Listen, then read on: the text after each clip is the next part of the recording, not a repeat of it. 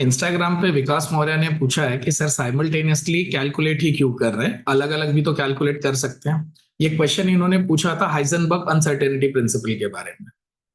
मैंने पिछले एक वीडियो में एक टॉपिक समझाते टाइम इस हाइजेनबर्ग अनसर्टेनिटी प्रिंसिपल का नाम लिया था। तो उसी में मैंने कहा था कि you can not calculate simultaneously change in position and change in momentum. तो सवाल उसमें बस इस एक वर्ड को लेकर है कि आप साइमल्टेनियसली क्यों कैलकुलेट कर रहे हो। आप वन बाय वन कैलकुलेट कर लो, अलग अलग कैलकुलेट कर लो। तो नाउ लेट्स सी कि इसका आंसर क्या बनता है। सबसे पहली बात कि ये क्वेश्चन मैंने इसलिए भी सेलेक्ट किया है क्योंकि ये गलत तरीके से पढ़ाया जाता है। ये जो साइमल्टेनियसली वर्ड है ये एक्चुअल में हाइजेनबर्ग अनसर्टेनिटी प्रिंसिपल में है ही नहीं। जो ये वाला वर्जन है कि it is impossible to measure both position and momentum simultaneously, ये हमारे यहाँ पढ़ाया जाता है। जबकि जो एक्चुअल वर्जन है वो बात करता है प्रिसीजन की। यहाँ पे बात ये नहीं हो रही है कि आप चेंज इन पोजीशन और change in momentum simultaneously calculate कर सकते हो। यानी इसका मतलब क्या निकालते हैं स्टूडेंट्स की, शायद ये ऐसा बोलना चाह रहा है कि एट द सेम टाइम दोनों कैलकुलेट नहीं हो सकते। जबकि ऐसा इसका कोई भी मतलब नहीं है। क्योंकि ऑब्वियस है कि अगर सेम टाइम की मैं बात करूंगा तो कोई भी पूछेगा कि सर या तो वन बाय वन कर लो या तो दो अलग अलग लोगों को लगा दो। एक को बोल दो कि वो चेंज इन पोजीशन निकाल ले और एक को बोल दो कि वो चेंज इन मोमेंटम निकाल ले। तो दो अलग अलग लोग भी तो ये काम कर सकते हैं, तब भी ये काम हो जाएगा। और या तो एक ही इंसान वन बाय वन करे, पहले वो चेंज इन पोजीशन निकाल ले फिर चेंज इन मोमेंटम निकाल ले। तो ये तो कॉमन सेंस है। ऐसा इसलिए नहीं होता क्योंकि पहली बात तो साइमल्टेनियसली वाला वर्ड है ही नहीं हाइजेनबर्ग अनसर्टेनिटी प्रिंसिपल में। यहाँ पे डिस्कशन किसके बारे में चल रहा है? प्रिसीजन के बारे में। कि आप चेंज इन मोमेंटम और चेंज इन पोजीशन कभी भी एक्यूरेटली मेजर नहीं कर सकते। जब भी आप ये मेजर करोगे तो उसमें h/4 पाई इतना एरर आएगा ही आएगा। This much will be the inaccuracy in your calculation. ऐसा कभी नहीं हो सकता है कि आप चेंज इन पोजीशन और चेंज इन मोमेंटम निकालो और आपका आंसर दोनों का एक्यूरेट आ जाए। अगर आप change in position accurately calculate कर लोगे तो आप चेंज इन मोमेंटम एक्यूरेटली नहीं निकाल पाओगे। और अगर आप change in momentum accurately calculate करोगे तो चेंज इन पोजीशन आप एक्यूरेटली नहीं निकाल पाओगे। इन शॉर्ट दोनों में से अगर एक आपने एक्यूरेटली कैलकुलेट किया तो दूसरे में एरर आना ही है, और वो एरर लगभग लगभग इसके बराबर या इससे ज्यादा होगी। ये है इसका मतलब। अब ऐसा क्यों होता है वो भी समझा दे रहा हूं। पहली बात, हाइजेनबर्ग अनसर्टेनिटी प्रिंसिपल के बारे में आपको कुछ और फैक्ट्स पता होने चाहिए। जैसे पहला फैक्ट है कि ये तो जो मैंने बता दिया कि साइमल्टेनियसली वाली बात ही नहीं होती है, इसके अंदर प्रिसाइजली या एक्यूरेटली वाली बात चल रही है। दूसरा ये कि ये माइक्रोस्कोपिक लेवल पे काम करता है, और यहीं से बहुत ज्यादा डाउट्स निकलते हैं क्योंकि कई लोग इसको लेकर मून पे अप्लाई करने लग जाते हैं। तो ये मून पे या किसी पर्टिकुलर पर्सन पे या किसी बड़े ऑब्जेक्ट पे ये प्रिंसिपल नहीं लगेगा। ये माइक्रोस्कोपिक लेवल के लिए, माइक्रोस्कोपिक लेवल से मेरा मतलब है इलेक्ट्रॉन्स के लेवल पे लगेगा ये। तो ये प्रिंसिपल बनाया गया है पार्टिकल लेवल के लिए। और अगर आप इसको किसी भी मैक्रोस्कोपिक लेवल पे अगर आप ट्राई करोगे तो आपको आंसर वैसा नहीं मिलेगा। दूसरी बात कि ये क्वांटम फिजिक्स में अप्लाई होता है। अब ये क्वांटम फिजिक्स क्या है?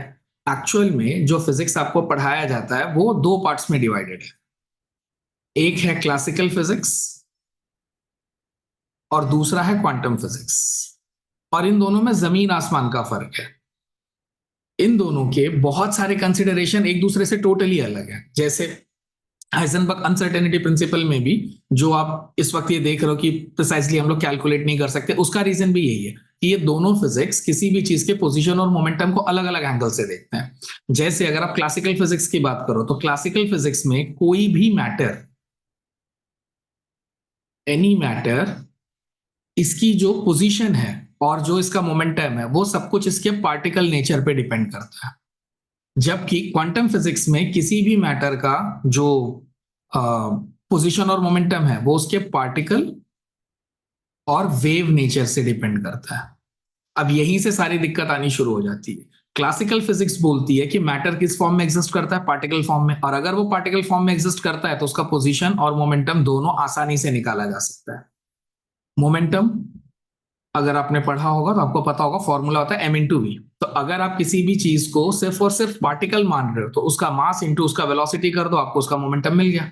और लोकेशन तो हम आंख से देखकर बता ही सकते हैं। पर ये सब कुछ कहाँ आसानी से हो सकता है? क्लासिकल फिजिक्स में। क्लासिकल फिजिक्स कहाँ लगता है? मैक्रोस्कोपिक लेवल पे, जब चीजों का जो साइज है वह अप्रिशिएबल हो, मतलब थोड़ा ठीक ठाक हो। अगर किसी चीज का साइज ठीक ठाक हो या मास ठीक ठाक हो तब तो आप क्लासिकल फिजिक्स लगाकर आराम से पोजीशन भी एक्यूरेटली निकाल सकते हो, मोमेंटम भी एक्यूरेटली निकाल सकते हो, कोई दिक्कत नहीं होगी। फॉर एग्जांपल अगर ये एक इंसान है, अगर मैं इसकी आपसे पोजीशन और मोमेंटम पूछूं तो ये आप आराम से निकाल सकते हो कि जिस वेलोसिटी से चल रहा होगा इनटू उसका मास कर दो, आपको उसका मोमेंटम मिल जाएगा। और पोजीशन तो आप देख ही रहे हो इसकी, बस इसको आपको 3 कोऑर्डिनेट एक्सिस में पुट कर देना, आपको इसके ओरिजिन से पोजीशन मिल जाएगी। पर ये सब कुछ आसानी से हो सकता है क्लासिकल फिजिक्स में। क्वांटम फिजिक्स में दिक्कत आ जाती है, क्योंकि क्वांटम फिजिक्स में पार्टिकल और वेव दोनों नेचर हम कंसीडर करते हैं, और जो पोजीशन है वो पार्टिकल से आती है,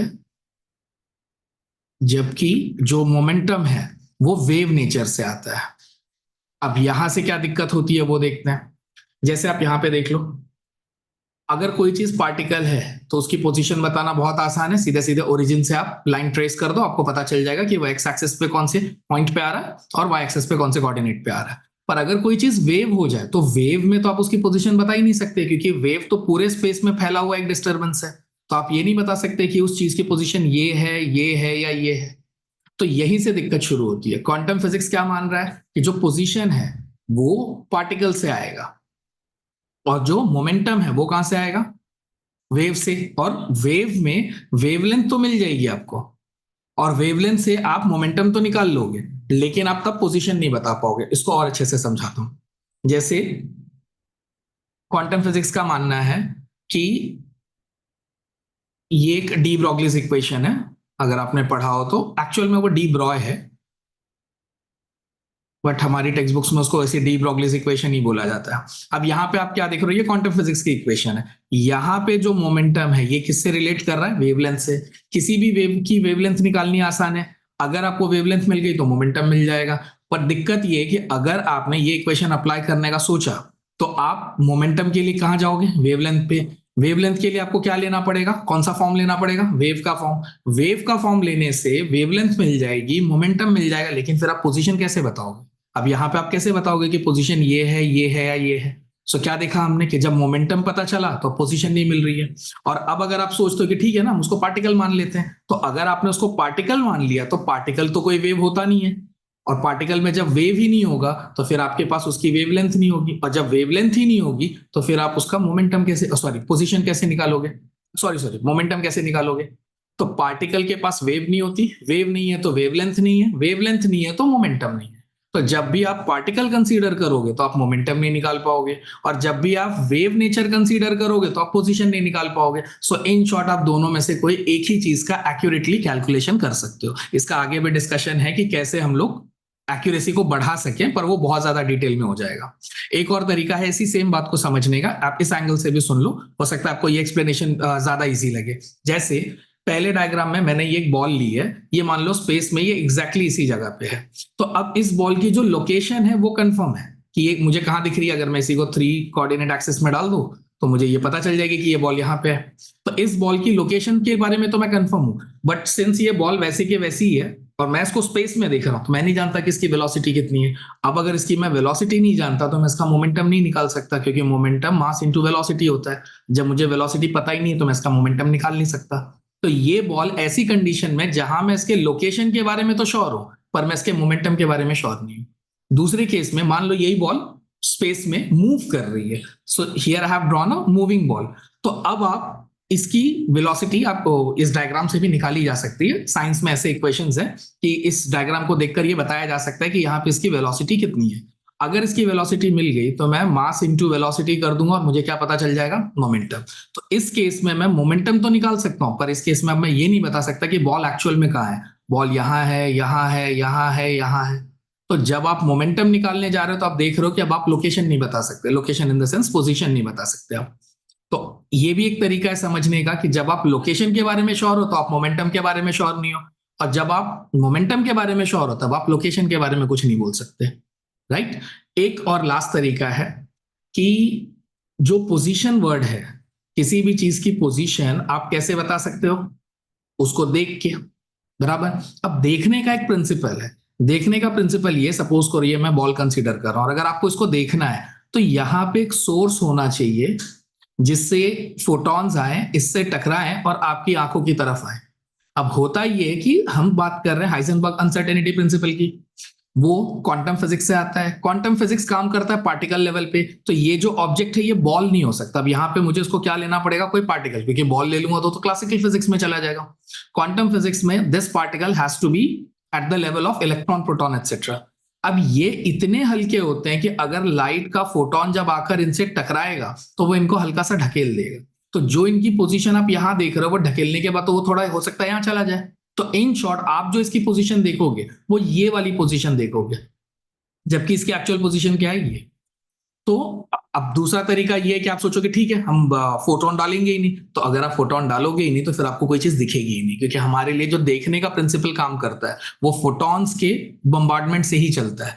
हर वो चीज जिसपे फोटोन गिरते हैं और उससे टकराकर आपकी आंख की तरफ आते हैं, आप सिर्फ उन्हीं चीजों को देख सकते हो। तो अगर आपको इस इलेक्ट्रॉन को देखना है तो you have to bombard photon on this, और ये फोटोन इस इलेक्ट्रॉन से टकराकर आपकी आंख की तरफ आएंगे, तभी ये इलेक्ट्रॉन आपको दिखेगा और तभी आपको इसकी पोजीशन पता चलेगी। पर इन सारी के पूरे प्रोसेस में दिक्कत सिर्फ इतनी है कि जैसे ही आप फोटोन बम्बार्ड करने जाओगे, इलेक्ट्रॉन खुद इतना हल्का होता है कि फोटोन उसको हल्का सा ढकेल देगा। अब यही काम मैक्रोस्कोपिक लेवल पे नहीं होगा। अगर कोई ऑब्जेक्ट का वजन ज्यादा है तो फोटोन उसको नहीं ढकेल सकता। तो ये काम मैक्रोस्कोपिक लेवल पे तो आराम से हो सकता है, आपको पोजीशन बताई जा सकती है। पर माइक्रोस्कोपिक लेवल पे जब भी आप किसी चीज की पोजीशन देखने जाओगे तो आपको उसके ऊपर फोटोन इंसिडेंट करवाना ही होगा, और फोटोन क्या करेगा, उसकी पोजीशन चेंज कर देगा। तो आप जो देखोगे वो उसकी एपरेंट पोजीशन होगी, वो रियल पोजीशन नहीं होगी। तो ये तीसरा तरीका है सेम थियरी को पढ़ने का। एक चीज बस एक्स्ट्रा बता दे रहा हूं कि इसका जो मैथमेटिकल इक्वेशन आप लोग लिखते हो, delta x into delta P is greater than और इक्वल्स टू एच अपॉन 4 पाई, ये h अपॉन 4 पाई को आप h क्रॉस बाय 2 भी लिख सकते हो। ये h क्रॉस h/2 पाई होता है। तो ये भी एक तरीका लिखने का। दूसरा, ये जो सिंबल यहां लगा हुआ है डेल्टा, ये डेल्टा इसमें नहीं लगता, ये स्टैंडर्ड फॉर्म नहीं है हाइजेनबर्ग अनसर्टेनिटी प्रिंसिपल का। जो एक्चुअल फॉर्म है उसमें सिग्मा लगा हुआ दिखेगा आपको, sigma x into sigma P is greater than और इक्वल्स टू h अपॉन 4 पाई, ये ऐसा दिखेगा।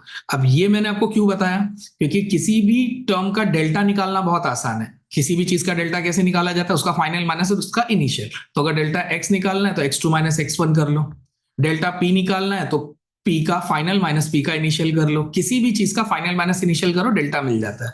पर ये जो सिग्मा है ये है स्टैंडर्ड डेविएशन, और स्टैंडर्ड डेविएशन निकालने का बहुत लंबा प्रोसीजर होता है जो आपको मैथ्स के स्टैटिस्टिक्स की ब्रांच में सिखाया जाता है। तो ये इतनी आसानी से नहीं निकलता, पर मोस्ट ऑफ द बुक्स में यही वाला लिखा हुआ है, जबकि हाइजेनबर्ग अनसर्टेनिटी प्रिंसिपल का स्टैंडर्ड फॉर्म ये है। ये बस ऐसी एक एक्स्ट्रा नॉलेज दे दिया। आई होप आपको ये तीनों में से कोई ना कोई एक एक्सप्लेनेशन समझ में जरूर आया होगा।